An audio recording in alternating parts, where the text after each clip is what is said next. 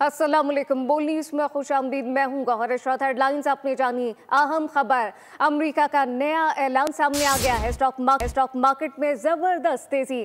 कारोबार का आगाज 2941 पॉइंट इजाफे के साथ हुआ। 100 इंडेक्स 1,17,000 की सतह अबूर कर गया है।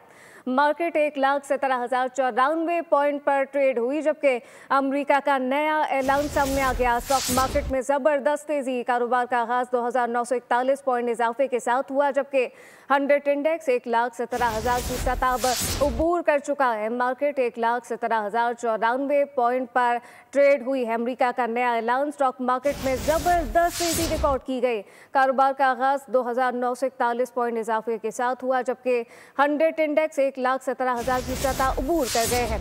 मार्केट 1,17,094 पॉइंट पर ट्रेड। अमेरिका का नया ऐलान। स्टॉक मार्केट में जबरदस्त तेजी। कारोबार का आगाज 2,941 पॉइंट इजाफे के साथ हुआ है। अहम खबर, 100 इंडेक्स 1,17,000 की सतह अबूर कर गया। मार्केट 1,17,094 पॉइंट पर ट्रेड। सब्सक्राइब करें और बेल दबाएं ताकि कोई खबर रह न जाए।